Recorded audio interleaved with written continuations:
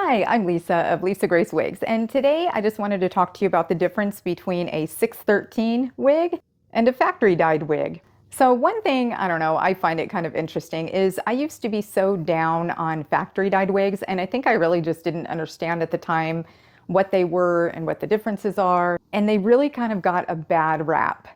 When I first started wearing wigs, I had just heard from so many different people, don't get factory dyed, stay away from factory dyed.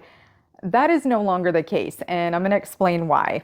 One is not better than the other, it's just that they're different, and they're both better for different needs. So let's start off with a 613. A 613 basically starts with no color. It's been lightened to this color in the factory. This is a Mongolian grade. The hair is extremely soft and silky. This has only been prep washed multiple times to get all that silicone out from the factory and prep it for color.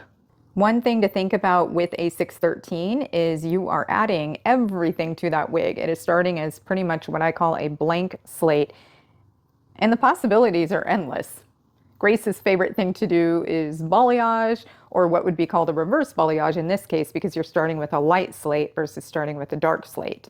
I would say the biggest challenge to a lace top 613, sorry, insulin pump. The biggest challenge to a lace top 613 is going to be rooting, because you have to try to get that rooting all the way down to the base of that lace without touching the lace where it could ruin your cap and cause color that you might see when you're parting your hair. So it's a very tedious thing. There's for sure an art to it.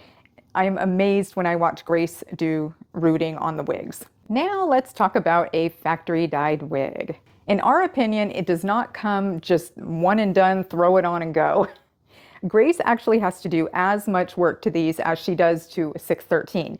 In general, the rooting that they come with is not the best color. It's not the right length. I'll kind of give you an example of that. I'm not sure, it's kind of hard to see, but it's got a little greenish tint on there.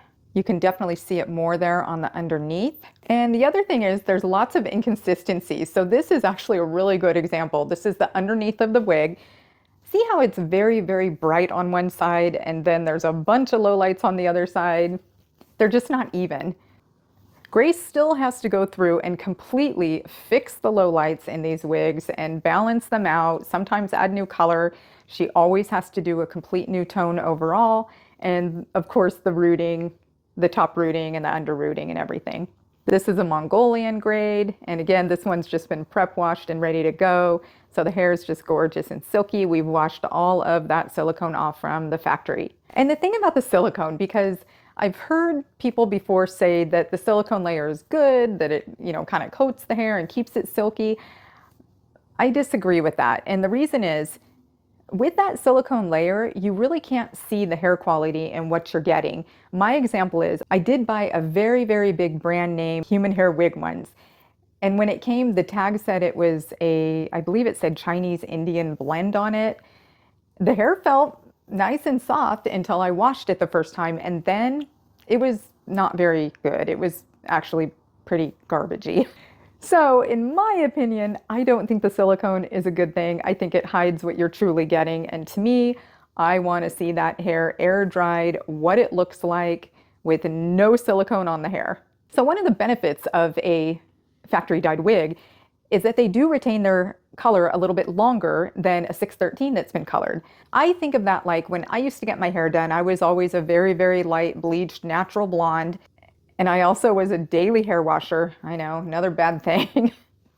I would go get my hair toned, and literally 4 to 6 weeks later, so 45 washes later, my toner didn't look good anymore. It needed to be freshened up. I had a lot of outgrowth.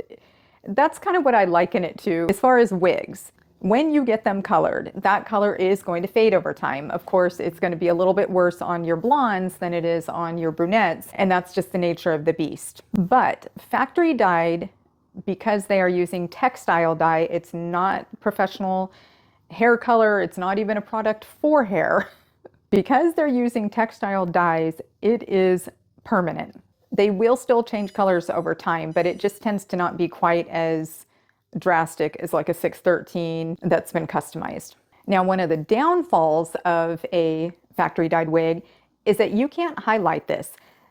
I think the biggest question we get when people contact us for fixing their wigs, they want it lighter, brighter, and 90% of the time we can't do that because it's a factory dyed wig. I think my word of wisdom is really keep in mind when you're picking out a factory dyed wig that you can only go darker if you ever want to change it. You cannot go lighter with it.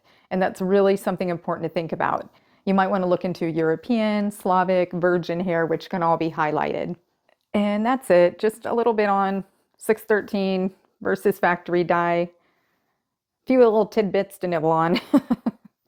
I had absolutely no clue the difference when I first started wearing wigs, and it was all so confusing to me. So hopefully this will help someone out there that might have some questions on factory dyed versus 613 or just starting with a blank slate wig. Thanks so much for watching and have a great day.